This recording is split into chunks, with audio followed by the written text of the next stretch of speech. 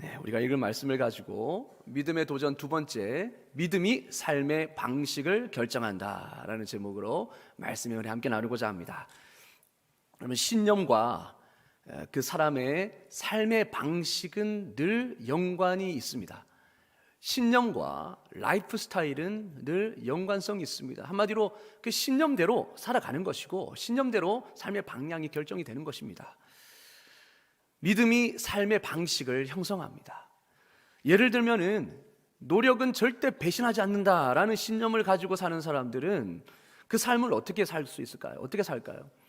아무리 어려움이 있어도 아무런 어떤 여러 가지 상황이 있어도 끝까지 아마 노력할 겁니다. 왜냐?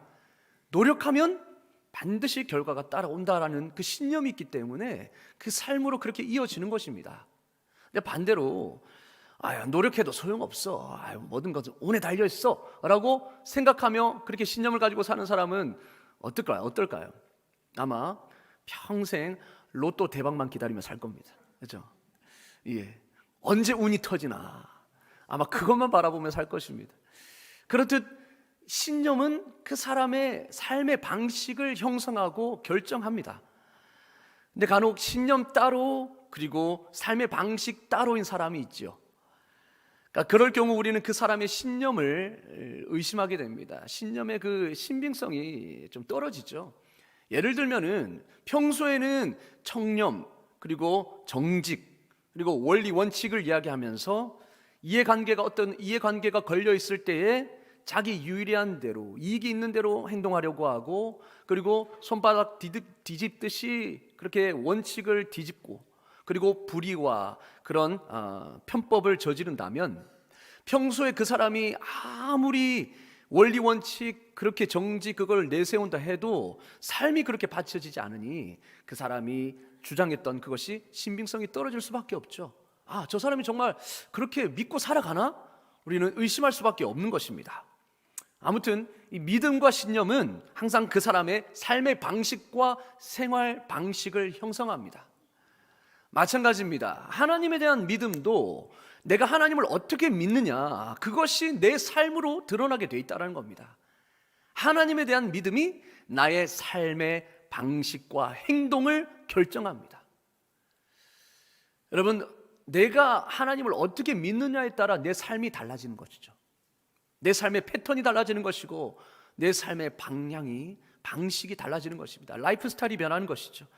오늘 말씀을 보니까 믿음의 사람들이 나옵니다. 32절에 우리가 읽은 32절에 보니까 그리고 또 위쪽에도 쭉 믿음의 사람 나오는데요. 32절에 우리가 읽었던 말씀에 보면 기드온과 바락 그리고 삼손, 입다, 다윗 믿음의 사사들이 나오죠. 그리고 사무엘과 선지자들 수많은 믿음의 사람들이 나옵니다. 그리고 그들이 살았던 그 삶의 방식이 밑에서 쭉 나오고 있습니다. 그들에게 있는 믿음이 그들의 삶의 양식으로 나타남을 볼 수가 있죠. 한마디로 믿는 바대로 그들은 그렇게 살았던 것입니다. 33절 34절 한번 보실까요? 자, 그들은 믿음으로 나라들을 이기기도 하며, 나라를 이겼을 때 자기 힘으로 이긴 것이 아니라 믿음으로 이겼습니다. 왜냐? 절대 어떻게 보면 객관적인 수준으로는 그 나라를 이길 수가 없는 형편인데 하나님만 의지하고 하나님 말씀대로 순종했더니 믿음으로 이겼습니다. 예를 들면 기드온의 300용사, 미디안 군대를, 그렇죠? 미디안 군대 아말렉과 연합한 그 군대를 300명으로 이겼습니다. 믿음으로 이긴 것이죠. 믿으니까 하나님 앞에 300명 가지고 나아갈 수 있었던 것입니다. 그리고 믿음으로 의를 행하기도 하며, 의를 행했습니다. 느헤미야 같은 사람들이죠. 또 약속을 받기도 했습니다. 믿음으로 약속을 받았습니다. 누굴 말합니까? 아브라함이 믿음, 그 하나님의 약속을 믿으니 하나님이 그 믿음을 의로 여겼다 말하죠. 믿음으로 약속을 받았습니다. 그리고 사자들의 입을 막기도 했습니다. 누구 이야기일까요? 다니엘이 나는 절대 우상 숭배할 수 없습니다. 믿음을 지켰습니다. 믿음으로 사자굴에 들어갔습니다. 하나님이 그 사자들의 입을 봉해 주셨습니다. 그리고 불의 세력을 멸하기도 하며 믿음으로 불의 세력을 멸했습니다. 이것은 바로 다니엘의 세 친구죠. 다니엘의 세 친구가 풀무불 속에 들어갔을 때에 하나님이 그를 지켜주셨습니다. 그들을. 그리고 믿음으로 칼날을 피하기도 했습니다. 엘리야, 예레미야, 선지자를 죽이기 위해서 왕이 이세벨이, 그리고 수많은 다른 이방 선지자들이 그들을 죽이려고 했을 때에 그들은 믿음으로 끝까지 믿음을 견뎌내며 하나님이 그들을 보호해 주셨죠. 그리고 연약한 가운데서 강하게 되기도 했다. 이 말은 바로 질병에서 나음을 받았다는 거죠. 히스기야가 죽을 병에 걸렸을 때에 믿음으로 주님 앞에 간절히 간구했더니 15년을 연장을 받았습니다. 이러한 일들, 그리고 전쟁에 용감하게 되어 이방 사람들의 진을 물리치기도 하며 용감하게 믿음을 가지고 담대하게 전장에 나아가 승리했던 그 다윗의 예를 우리가 들 수 있겠죠. 자, 이 모든 이 믿음의 선진들의 그 삶, 이것은 믿음 따라 행한 결과였습니다. 믿음대로 살았던 결과였습니다. 이들의 삶에는 믿음에 따른 행동이 반드시 따랐음을 알 수가 있죠. 그렇습니다. 믿음만 관념적으로 믿은 것이 아닙니다. 믿음대로 살았고, 그리고 믿음대로 살았더니 이러한 은혜, 이러한 승리를 경험했던 것이죠. 여러분, 우리가 성경에 나오는 대표적인 믿음의 사람을 들라면 바로 다윗을 들 수가 있습니다. 특별히 그 믿음이 극대화돼서 나타난 사건이 바로 다윗과 골리앗의 전투였습니다.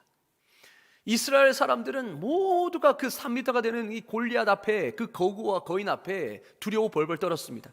심지어 왕조차도, 사울조차도 앞에서 골리앗과 싸울 엄두를 내지 못했습니다. 그때 다윗이 골리앗과 싸우겠다고 나섭니다. 그때 한 말이 다윗이 무엇이었습니까?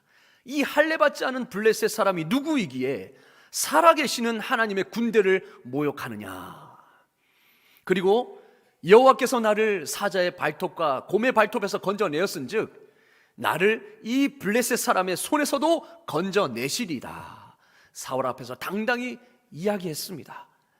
하나님께서 나를 양치는 순간 사자, 무서운 그 이리의 발톱에서 나를 건져주셨듯이 이 블레셋 사람의 손에서도 나를 건져주실 것입니다 라고는 믿음이 있었어요. 여러분, 이스라엘 사람 앞에서 믿음으로 고백했습니다. 여러분, 말은 누가 못합니까? 말은 이렇게 할 수 있겠죠. 근데 다윗은 말만 이렇게 했을까요? 아닙니다. 삶으로 고백했죠. 블레셋의 그 골리앗 앞에 당당히 나아갔습니다. 갑옷을 입은 것도 아닙니다. 전쟁에 치르는 그 도구를 가진 것도 아닙니다. 단지 그가 평소에 들고 다녔던 물맷돌, 그 물맷돌을 들고 믿음으로 나아갔습니다. 그러면서 이렇게 말합니다. 너는 칼과 단창으로 내게 나오거니와 나는 만군의 여호와의 이름 곧 네가 모욕하는 이스라엘 군대의 하나님의 이름으로 너에게 나아가노라. 오늘 여호와께서 너를 내 손에 넘기시리니 온 땅으로 이스라엘이 하나님이 계신 줄 알게 하겠고 또 여호와의 구원하심이 칼과 창에 있지 아니함을 이 무리에게 알게 하리라. 전쟁은 여호와께 속한 것인즉 그가 너희를 우리 손에 넘기시리라. 아멘. 이 믿음으로 골리앗 앞에 나아갔습니다. 한마디로 믿음이 행함으로 나타난 것이죠. 믿음이 행동으로 나타났습니다. 여러분, 다윗이 이 선언과 고백을 통하여서 다윗이 하나님을 어떻게 믿고 있었는지가 드러난 것입니다. 갑자기 믿음이 빵 하고 터진 것이 아니라 평소에 하나님을 믿고 있었던 그 믿음이 이러한 결정적인 계기를 만나서 드러난 것이죠. 다윗은 말뿐만 아니라 행동을 통해서 하나님이 살아계시다라는 사실을 고백했습니다. 하나님이 살아계시고, 그리고 하나님이 전능하신 분이시고 하나님이 이스라엘을 구원해 주시는 구원자시다라는 것을 행동을 통해서 고백했던 것이죠. 여러분, 우리는 말은 누가 못합니까? 말은 할 수 있지 않습니까? 그러나 그것을 말대로, 믿음대로 살아내는 것은 또 다른 문제입니다. 진짜 믿음은 어디 있을까요? 말에 있을까요? 행함에 있을까요? 그렇습니다. 여러분, 그 사람의 말이 말하는 것이 아니라 그 사람의 행동이 말하는 걸로 믿습니다.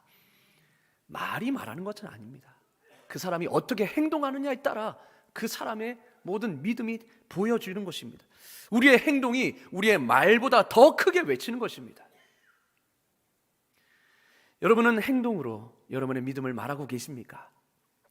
여러분은 행함으로 여러분의 믿음을 표현하고 계십니까?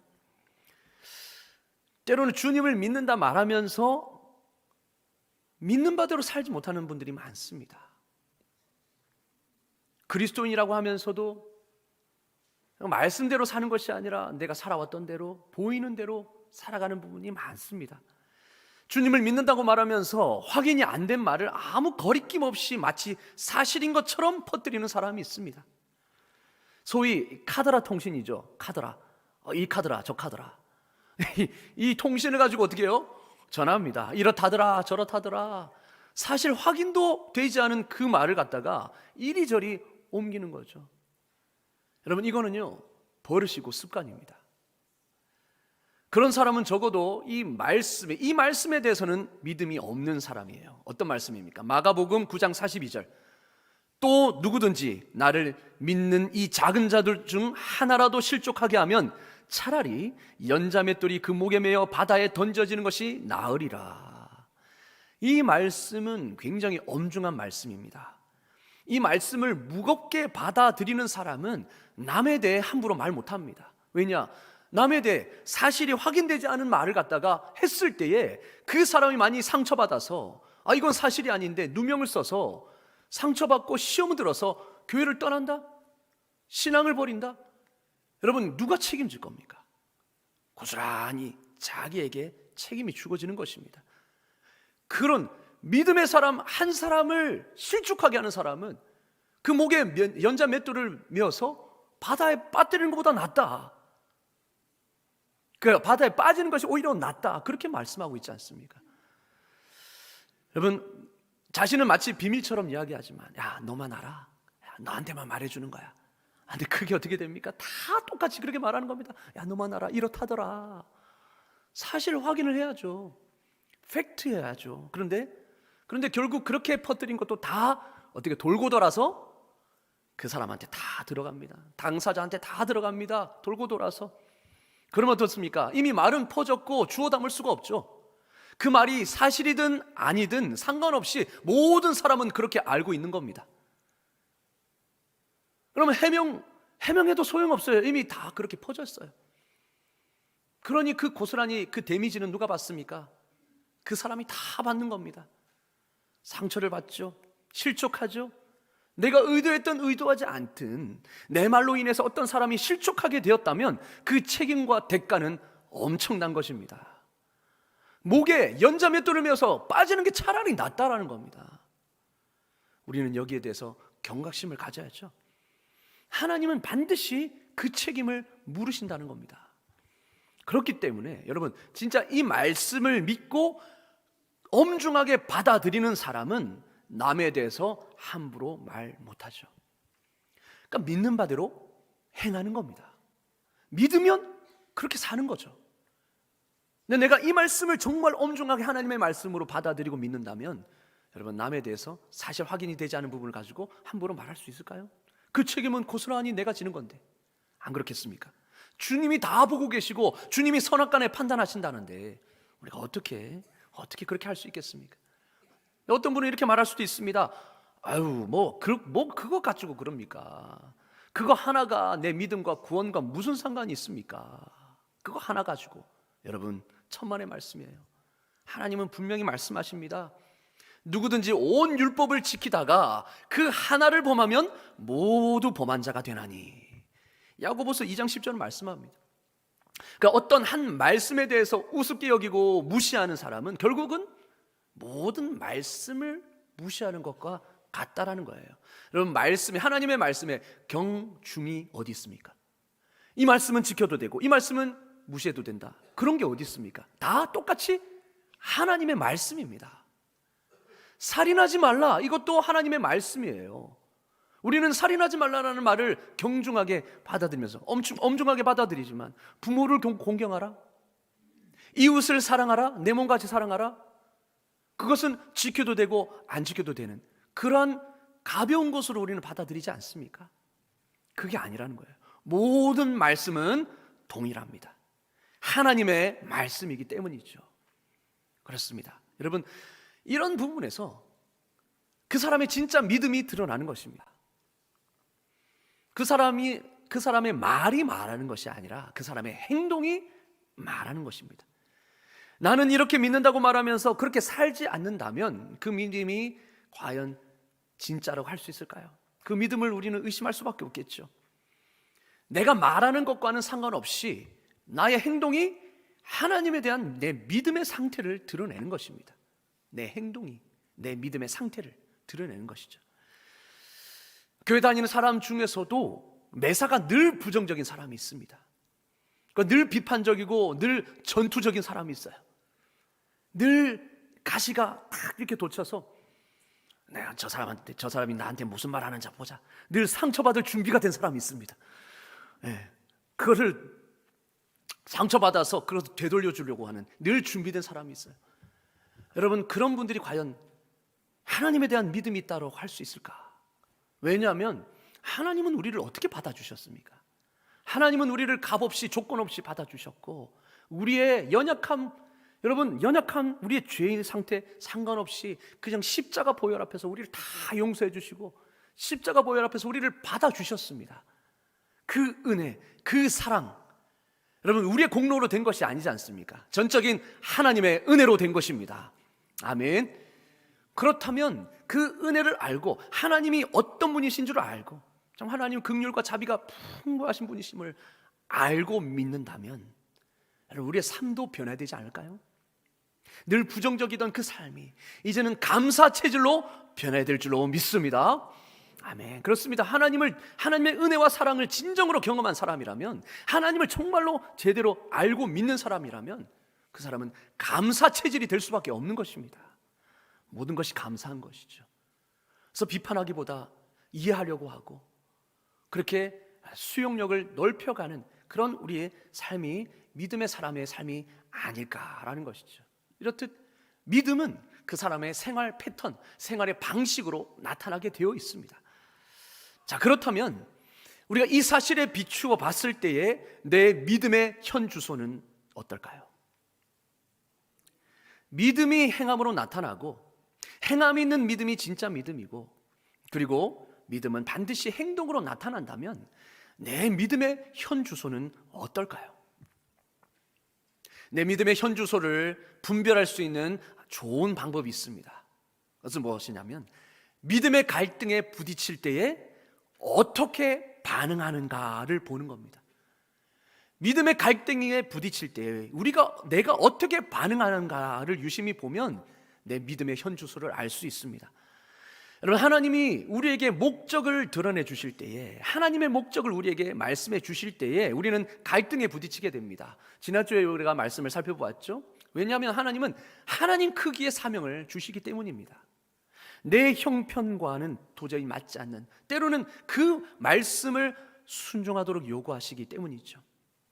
때로는 내 형편은 이거밖에 되지 않고 내 자원은 이거밖에 되지 않는데 그것보다 더 큰 사명을 우리에게 주실 때가 있어요.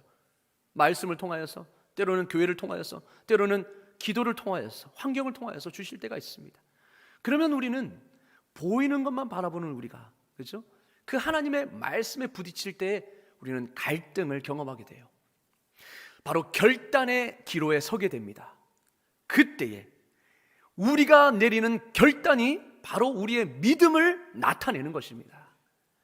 그 결단의 기로에 서 있을 때 우리가 어떻게 결단을 내리느냐, 그게 바로 우리의 믿음을 나타낸다라는 겁니다.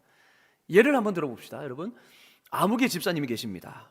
그 집사님이 개인적으로 이렇게 기도해 오셨습니다. 하나님, 제가 다니는 이 교회에서 어떤 영역에든 봉사하고 섬길 수 있도록 도와주세요. 어떻게든 내가 하나님 섬기고 싶습니다. 이 교회에서 어떤 영역에서든 섬기고 봉사할 수 있도록 해주세요라고 기도해 왔어요. 근데 마침 그 교회 중등부 부장 집사님이 장년부 교사 한 분을 보내달라고 간절히 기도하고 있었습니다. 왜 중등부 부장일까요? 여러분, 중등부가 가장 어떻게 보면 교사 중에서도 3D 교사라고 말하고 있죠. 가장 어렵고 힘들고, 왜냐하면 그 사춘기의 아이들을 담당하는 것이 얼마나 어렵습니까? 그러니까 아무도 때로는 많이 지원하지 않으려고 하는 것이 이 중등부 교사입니다. 근데 이 중등부 부장 집사님이 간절히 기도했습니다. 하나님, 장년부 교사 한 분, 정말 이 중등부 교사로 지원할 한 분을 보내주십시오. 그런데 기도하다가 마침 그 아무개 집사님이 생각났어요. 아무개 집사님이 봉사의 자리를 위해서 기도하고 있다더라. 그 집사님이 생각났습니다. 그 부장 집사님은 그게 하나님의 인도하심이라 여기고 아무개 집사님에게 권유했습니다. 집사님, 우리 중동부에 교사 자리가 비어 있습니다. 집사님, 섬기는 자리를 지금 위해서 기도하고 계시다고 제가 들었는데, 집사님, 우리 중동부로 오시죠. 그런데 그 집사님이 이렇게 대답합니다. 집사님, 저는 못합니다. 저는 못합니다. 저는 제 아이만 해도 지금 힘듭니다. 사춘기 아이를 감당하는 것도 힘들어요. 제겐 그런 능력이 없습니다. 그리고 한 번도 제가 해본 적이 없어요. 그건 안 됩니다. 여러분, 아무개 집사님이 이렇게 반응을 했어요. 그러면 이 집사님이 하나님에 대해서 어떤 믿음을 가지고 있다고 생각하십니까? 자, 어려울 것 같아서 제가 객관식으로 질문하겠습니다. 자, 1번. 나는 연약하지만 성령님이 준비시켜 주시고 하나님이 시키시는 일은 하나님이 능력을 주실 거야. 어떤 일이든지. 2번. 내가 스스로 할 수 없는 일은 하나님이라고 해도 나를 통해 이루실 수 없어. 어떤 믿음이겠습니까? 1번이라고요? 그건 여러분의 믿음이고, 이 아무개 집사님의 믿음은 2번이겠죠. 왜 그렇습니까? 그 순간에 자기의 자원을 봤잖아요. 보이는 자기의 능력만 봤잖아요. 하나님이 나를 이렇게 인도하실 때 하나님이 분명히 이유가 있을 것이고 하나님의 뜻이 있을 것이다. 하나님이 부르셨다면 감당할 힘도 하나님이 주실 것이다 라는 믿음이 있다면, 하나님은 하실 수 있다라는 이 믿음이 있었다면, 비록 내가 한 번도 해보지 않은 일이라 할지라도 선뜻 순종하겠습니다 아마 했을 겁니다. 그런데 그분은 내가 할 수 없다라고 거절했죠. 본인은 그렇게 생각하고 싶지는 않겠지만 이게 그분의 믿음의 현 주소인 겁니다. 여러분, 믿음은 관념이 아닙니다. 삶의 방식으로 나오는 거예요. 내 삶의 행동과 내 말, 내가 사는 태도, 이 모든 것에서 내 믿음이 나타나는 것입니다. 믿음의 갈등에 부딪혔을 때 어떻게 하느냐, 이게 나의 진짜 믿음을 표현하는 것이죠. 믿음의 갈등에 부딪힐 때 여러분, 하나님의 말씀과 내 현재 보이는 그 상황과의 갈등을 말합니다. 지금 내 상황에 있어서는 도저히 그 하나님의 말씀에 순종할 수 없을 것 같고 하나님의 부르심에 순종할 수 없을 것 같아요. 여러분, 하나님은 어떻게 말씀하신다고 했죠? 성경 말씀을 통해서 말씀하시고, 기도를 통해서 성령의 인도 가운데 말씀해 주시고, 환경을 통해서 또 교회를 통해서 말씀해 주십니다. 이렇게 하나님이 말씀해 주시는 그 말씀과 나의 현재 보이는 그 상황과 갈등을 일으킬 때 우리는 무엇을 결단하느냐, 어떤 걸 선택하느냐, 거기에 나의 믿음이 있다는 것입니다. 히브리서 11장에는 믿음의 사람들이 살았던 삶의 흔적들을 보여주고 있습니다. 1절부터 쭉 31절까지 보시면 수많은 믿음의 사람들이 나와요. 그 흔적들이 나옵니다. 아벨의 믿음의 흔적이 4절에 나오고, 에녹의 흔적이 5절과 6절에 나옵니다. 그리고 노아 7절에, 노아는 믿음으로 방주를 만들었죠. 그리고 아브라함은 갈 바를 알지 못했지만 주님이 약속하신 그 땅을 믿음으로 본토를 떠나 주님이 지시하신 땅으로 갔습니다. 그리고 요셉은 약속의 땅에 자기의 뼈를 묻으라고 지시했습니다. 언젠간 하나님이 우리를 그쪽으로 인도하실 것이다 라는 믿음. 그리고 모세는 애굽의 부귀영화를 버리고 하나님의 백성과 함께 고난받기를 택했죠. 그리고 이스라엘 민족은 어떻습니까? 여리고 성 주위를 돌았습니다. 그리고 홍해를 가르고 마른 땅으로 건너갔습니다. 라합은 이스라엘 정탐꾼들을 환영하고 숨겨주었습니다. 만약에 그렇게 했을 때에 자기가 배반자라고 들켜서 죽을 수도 있었지만 그렇게 했습니다. 왜냐? 이스라엘이 승리할 것이다, 하나님이 승리할 것이다 라는 믿음이 있었기 때문이죠. 그들은 모두 행함이 있었습니다. 믿음의 시험이 있었지만, 그들에게는 믿음의 시험이 있었습니다. 믿음의 갈등이 있었습니다. 그들은 결코 좋은 환경에서만 믿지 않았어요. 좋을 때는 누가 못 믿겠습니까? 좋을 때는 누가 순종 못하겠습니까? 그러나 이들 모두는 어떻게 보면 믿음의 갈등의 상황이 있었습니다. 보십시오. 하나님이 아브라함 보고는 뭐라고 그랬습니까? 갈 바를 알지 못하는데 무작정 떠나라고 했습니다. 아브라함은 자신의 터전을 떠나야만 했어요. 그 땅이 보여지지도 않았던 그때에. 그리고 노아는 어땠습니까? 노아 보고는 하나님 뭐라고 합니까? 방주를 지어라. 보통 배를 지으러 가면 뱃가에 근처에, 그죠? 물가 근처에 지으라고 하지 않습니까? 하나님은 어디에서 지으라고 합니까? 산에서 지으라고 합니다. 믿음의 갈등이죠. 여러분, 사람들이 노아 보고 다 미쳤다고 했습니다. 자, 그렇습니다. 여러분, 이런 편한 환경에서 믿은 것이 아니라는 겁니다. 편한 환경에서 결단을 내리고 이렇게 행동한 것이 아니라는 거죠. 그들은 그러한 갈등 속에서 하나님의 말씀을 받았지만 그럼에도 불구하고 그 갈등 속에서도 하나님의 말씀을 택했습니다. 하나님의 말씀을 택했습니다. 보이는 상황을 택한 것이 아니라 보이지 않지만 확실한 그 하나님의 말씀을 붙들었습니다. 그들 모두에게는 믿음의 표가 있었기 때문입니다. 어떤 믿음의 표일까요? 하나님은 하실 수 있다. 하나님은 하실 수 있으시다. 이 믿음의 표가 그들에겐 다 있었던 것입니다. 여러분, 이게 진짜 알고 믿음 아니겠습니까? 이게 진짜 믿음 아니겠습니까? 진정한 믿음은 이런 갈등 상황 속에서 보이는 것에 내 초점을 맞추는 것이 아니라 하나님의 말씀에 내 생각과 내 뜻을 맞추는 것입니다. 왜냐? 내 생각보다 언제나 하나님의 뜻이 옳다라는 것을 알기 때문이죠.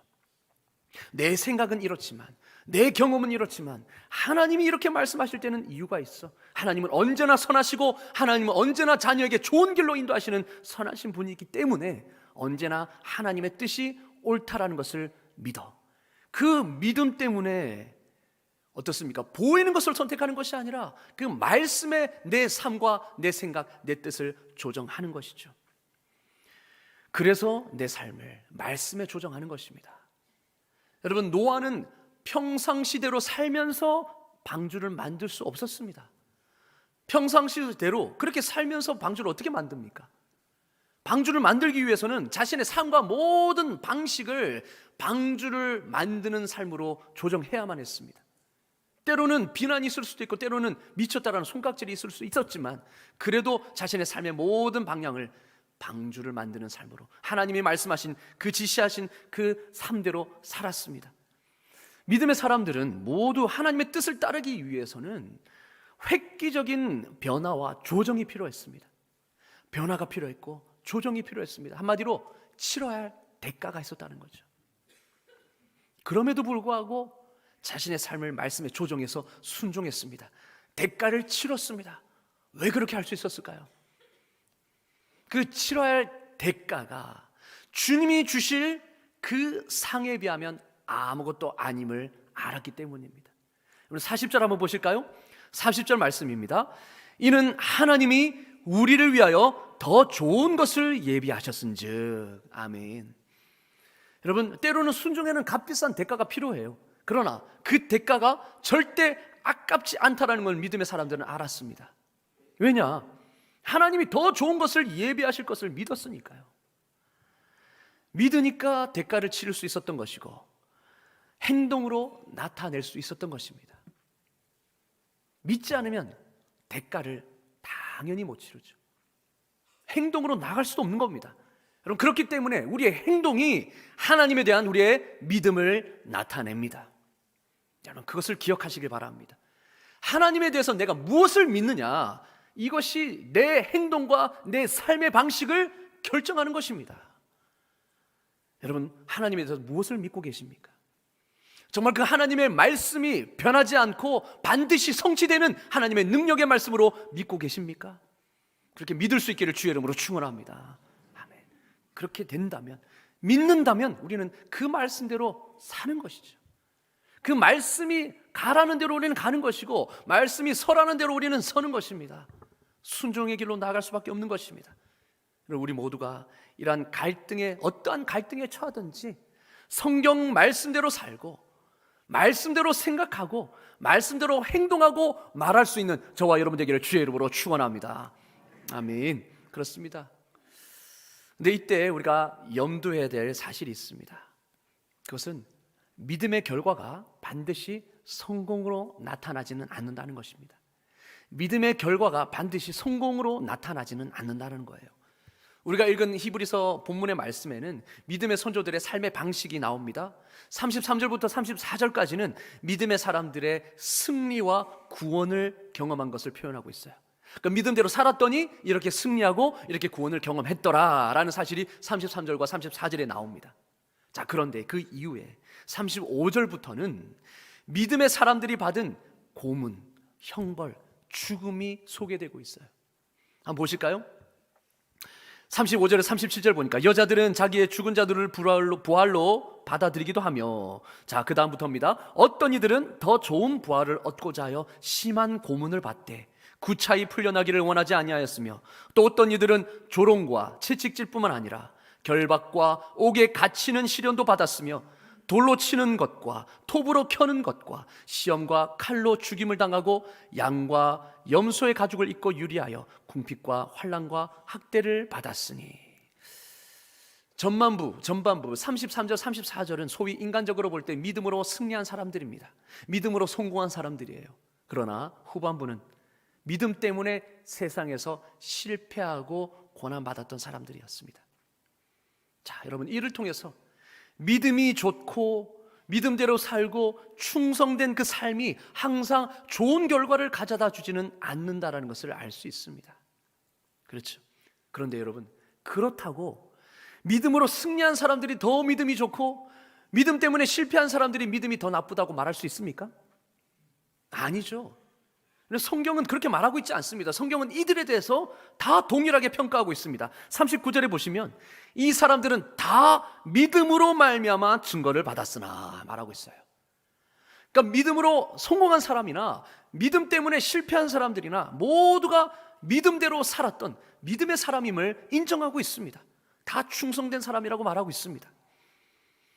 여러분, 이 사람들은 결과에 상관없이 주님으로부터 잘했다, 충성된 종아, 이 칭찬을 듣는 것이 인생 자체보다도 더 중요했던 사람들이었습니다.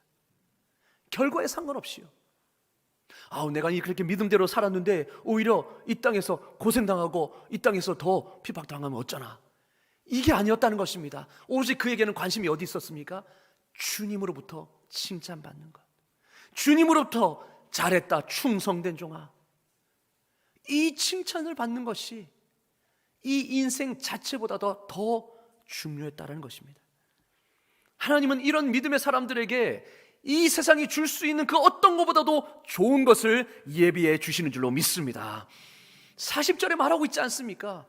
이는 하나님이 우리를 위하여 더 좋은 것을 예비하셨은즉, 더 좋은 것을 예비하셨은즉, 그들이 치른 대가보다 더 좋은 것을 예비하셨다 말씀합니다.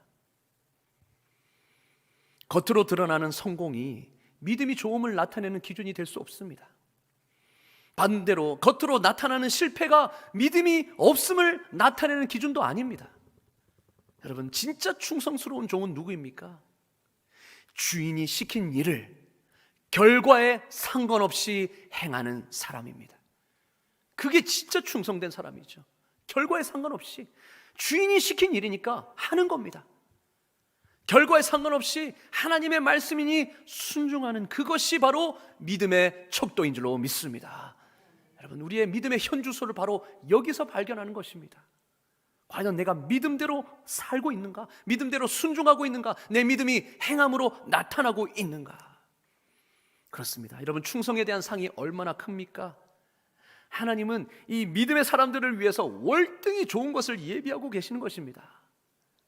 그렇기 때문에 여러분, 믿음으로 사시되 충성하시되 결코 좌절하거나 낙심하지 마시기를 주의 이름으로 축원합니다. 충성스러운 사람들에게는 상이 기다리고 있습니다. 여러분, 말씀을 정리하겠습니다. 믿음이 바로 삶의 방식을 결정합니다. 믿음은 반드시 삶으로 나타나게 되어 있습니다. 행동으로 나타나게 되어 있습니다. 여러분, 그렇게 행함으로 여러분의 믿음을 나타내시기를 주의 이름으로 축원합니다. 순종으로 여러분의 믿음이 진짜임을 드러내시길 바랍니다. 여러분, 말씀이 실제 여러분의 삶과 그리고 생각과 행동과 말을 지배하게 하십시오. 여러분, 우리는 믿는다고 하면서도 말하는 것, 행동하는 것 보면 대부분 내가 살아온 대로 환경의 지배를 받는 경우가 너무 많습니다. 그러면서 이렇게 말합니다. 아이고, 내가 이때까지 그렇게 살아왔는데 내버려. 그렇게 말합니다. 내비둬. 여러분, 그게 믿음의 사람일까요? 아니요. 믿음의 사람은 어떻다고요? 말씀에 내 생각과 내 말과 행동을 조정하는 사람입니다. 말씀대로. 이해관계나 내 경험과 내 지식에 말씀을 맞추는 것이 아니라 말씀에 내 생각과 행동과 말을 맞추는 것이죠. 여러분, 말씀이 실제 여러분의 말과 행동을 지배하게 하십시오. 그것이 진짜 믿음입니다. 진짜 알곡 성도입니다. 여러분, 행동으로 여러분의 살아있는 믿음을 하나님 앞에 보여주시며 세상 사람들에게 보여주시는 저와 여러분 되기를 주의 이름으로 축원합니다. 아멘. 기도하겠습니다. 하나님 아버지, 오늘 믿음의 선조들을 통하여서 우리의 믿음의 현주소를 살피게 하여 주시니 감사합니다. 나는 믿음 있다 생각했지만 그러나 우리의 행함이 너무나 적고 믿음과 삶이 너무나도 동떨어진 우리의 모습을 볼 때 우리는 다시 한번 내 믿음의 현주소를 발견하게 됩니다. 주여, 우리를 불쌍히 여겨 주시옵소서. 믿음과 삶이 일치되지 못하는 우리의 모습을 불쌍히 여겨 주시옵소서. 하나님께서는 긍휼이 많으시기에 비록 우리는 연약하여 믿음대로 살지 못하지만 그럼에도 우리를 손잡아 주시고 다시 일으켜 주시며 용기를 주시는 분이 하나님인 줄로 믿습니다. 하나님, 다시 한번 이 은혜와 용기를 힘입어서 말씀대로 살아갈 힘이 나에게 주어지게 하여 주시고 내 진짜 믿음을 삶으로 표현할 수 있도록 은혜 베풀어 주시옵소서. 예수 그리스도의 이름으로 기도드리옵나이다. 아멘.